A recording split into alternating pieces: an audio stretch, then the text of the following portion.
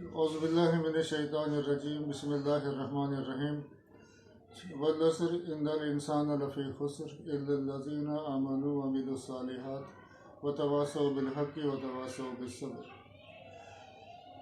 तो सबसे पहले तो मैं आज के 34वें महाना इकबाल सेशन के लिए मैं शुक्रगुज़ार हूँ कि शाहिद अब्बास साहब इंटरनेशनल पोइट एंड ऑथर और हमारे महाराज टीचर मोहम्मद सलीम साहब, आपने मसरूफियात से टाइम निकाला और शिरकत की हमारे 34वें महाना इकबाल सेशन के लिए।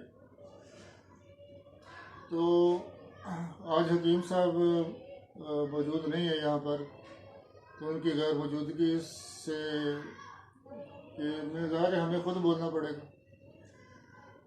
तो मेरा ख्याल है कि हम इकबाल सेशन के आज एक अल्लामा साहब का एक शेर है जो हरफ़े कुलिल अफ़्व में पोशीदा है अब तक, इस दौर में शायद वो हकीकत हो नमूदार। तो अल्लामा साहब ने अपनी बात नहीं की, असल में कुरान मजीद की सूरह बकरा के अंदर आयत का जिसका मफ़हूम ये कि ये लोग तुमसे पूछते हैं कि अल्लाह की राह में क्या दें, तो आप कह दीजिए कि जो ज़रूरत से ज़ायद है। कुलिल अफ़्व, ज़रूरत से कह दीजिए कि जो ज़रूरत से ज़ायद।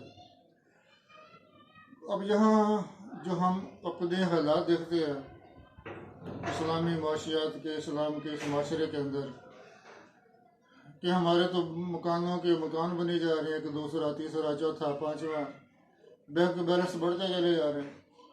तो कुरान मजीद की तशरीह के अंदर, सरीहत के अंदर, सराहत के अंदर अगर हम देखें कि ज़रूरत अगर हमें माना है 1 लाख रुपये है, तो फिर 1 लाख से जो ज़ायद हमारे पास आएगा वो बैंकों में नहीं जाएगा, वो ज़रूरतमंदों के पास जाएगा, अल्लाह की राह में जाएगा।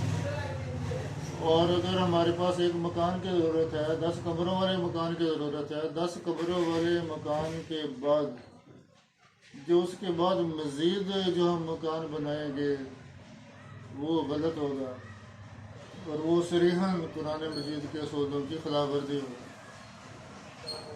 और हैरत इस बात की है कि हमारे उलमा, हमारे अमायदीन, हमारे पढ़े लिखे स्कॉलर, हर तरह के सब जानते भी हैं, लेकिन इसके ऊपर काम नहीं किया जा रहा।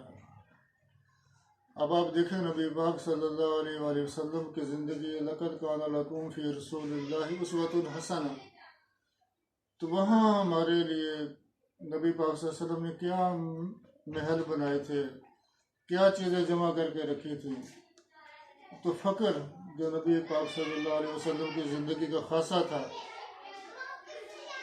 तो मोहब्बत रसूल में सल्लल्लाहु अलैहि वसल्लम के अंदर नारे लगाना अच्छी बात है, लेकिन उससे कहीं ज़्यादा अच्छी बात यह है कि हमारी ज़िंदगियों में, हमारी गुफ्तगुओं में, हमारे समाज के अंदर नबी पाक सल्लल्लाहु अलैहि वसल्लम की ज़िंदगी का रिफ्लेक्शन नज़र आए, परताव नज़र आए। तो हम नारा तो लगाते हैं ग़ुलामी रसूल में मौत भी कबूल है, जो हो ना इश्क़ मुस्तफ़ा तो ज़िंदगी फजूल है। तो नारा लगाने की इतनी सआदत है, तो अपनी ज़िंदगियों को नबी पाक सल्लल्लाहु अलैहि वसल्लम की अहादीस व सुन्नत के अहवाल के अंदर ढालना, तो ये कितने मर्तबे की बात होगी। तो इसी तरह खुलफा राशिदीन हैं, हज़रत अली रज़ी अल्लाह ताला अन्हु हैं, वो हमारे सामने क्या जायदादें बनाई उन्होंने। उनका तो एक था कि हमने कभी भी हमें बुलावा आ सकता है, हमने दूसरों की मदद करनी है। ज़िंदगी का मकसद क्या है? दूसरों की बेहतरी करना। अपना गुजारा कर लिए, शुक्र करो और फिक्र करो कि दूसरा जो है आपसे मुंसलिक है, आपका हमसाया है, आपका दोस्त रिश्तेदार है, कहीं वो ना किसी मसले का शिकार हो जाए और उसकी पकड़ भी आपके ऊपर होगी कि तुम्हारे पास था लेकिन तुमने उसको दिया क्यों नहीं। इसी तरीके से मैं कुछ देर पहले हम बात भी कर रहे थे, वो शहद की मक्खी वाला जो कॉन्सेप्ट है, कुरान पाक में है कि फ़ीहा शिफ़ाउन लिन्नासी, कि शहद में शिफा है इंसानों।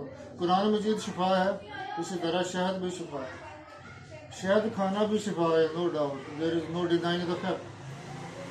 लेकिन अगर आप शहद के बनाने का सिस्टम पे गौर करें तो मेरा ख्याल है कि आपको इस्लाम का मुआशी निज़ाम समझ में आ जाएगा। तो इस्लाम का मुआशी निज़ाम क्या है? शहद की 4 तरह की मक्खियाँ हैं। शहद छत्ते के बाहर जो गार्डियन मक्खियाँ हैं जो हिफाजत करती हैं छत्ते की, और एक अंदर बैठी है मलका मक्खी, और एक मादर मक्खी। तो चौथी मक्खी वह जो फूलों से रस को चूसती है, चूसने के बाद उसी रस को उसी तरीके से शिफ्ट करती है छत्ते के अंदर। तो कहा जाता है कि शहद की एक मक्खी सारा दिन में 1 चम्मच के बराबर शहद तैयार करने के लिए 35,000 किलोमीटर का सफ़र तय करती है। 35,000 किलोमीटर का सफ़र तय करती है 1 चम्मच के बराबर शहद तैयार करने के लिए। और वो अपने छत्ते को भूलती नहीं है, अपनी मंजिल को भूलती नहीं है। मंजिल का याद रखना ये भी एक निशानी है, भूलना नहीं है कि हम भूल गए, पता नहीं किधर से आए थे। और जब शहद तैयार हो जाता है तो आला किस्म का शहद जिसको आला ज़रूरत है मादर